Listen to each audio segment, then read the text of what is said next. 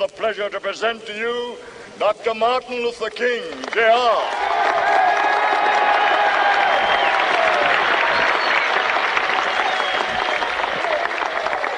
I am happy to join with you today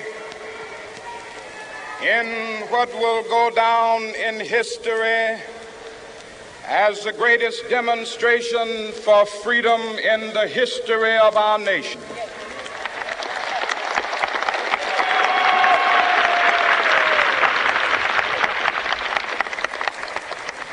Five score years ago, a great American in whose symbolic shadow we stand today signed the Emancipation Proclamation. This momentous decree came as a great beacon light of hope to millions of Negro slaves who had been seared in the flames of withering injustice.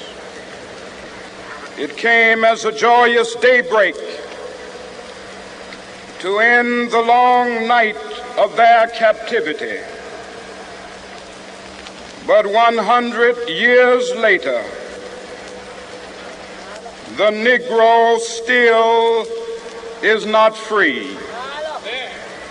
100 years later, the life of the Negro is still sadly crippled by the manacles of segregation and the chains of discrimination. 100 years later, the Negro lives on a lonely island of poverty. I have a dream that one day this nation will rise up and live out the true meaning of its creed. We hold these truths to be self-evident, that all men are created equal.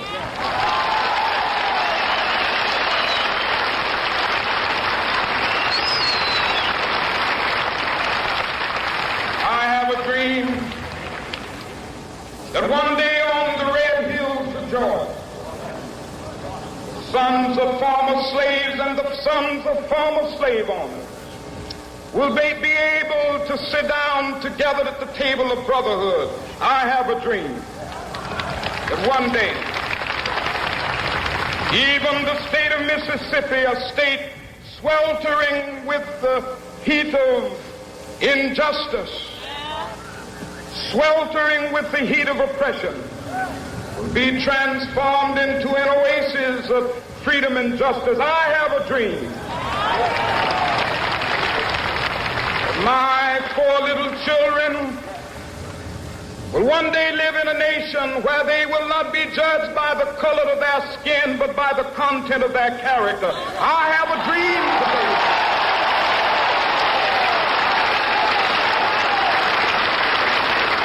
I have a dream that one day, down in Alabama, with its vicious racists, with its governor having his lips dripping with the words of interposition and nullification. One day right there in Alabama, little black boys and black girls will be able to join hands with little white boys and white girls as sisters and brothers. I have a dream today.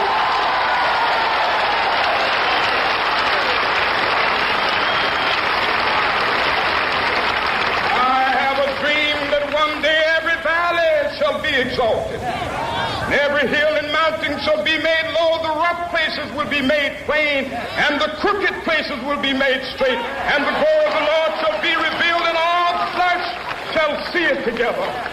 This is our hope. This is the faith that I go back to the South with. With this faith, we will be able to hew out of the mountain of despair a stone of hope. With this faith, we will be able to transform the jangling discords of our nation into a beautiful symphony of brotherhood. With this faith, we will be able to work together, to pray together, to struggle together, to go to jail together, to stand up for freedom together, knowing that we will be free one day.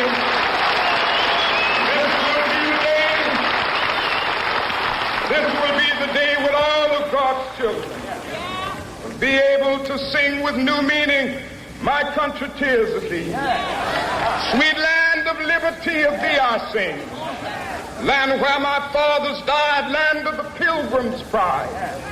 From every mountainside, let freedom ring. And if America is to be a great nation, this must become true. And so let freedom ring. From the prodigious hilltops of New Hampshire, let freedom ring. From the mighty mountains of New York, let freedom ring. From the heightening Alleghenies of Pennsylvania, let freedom ring. From the snow-capped Rockies of Colorado, let freedom ring. From the curvaceous slopes of California.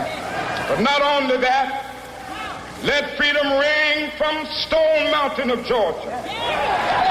Let freedom ring from Lookout Mountain of Tennessee.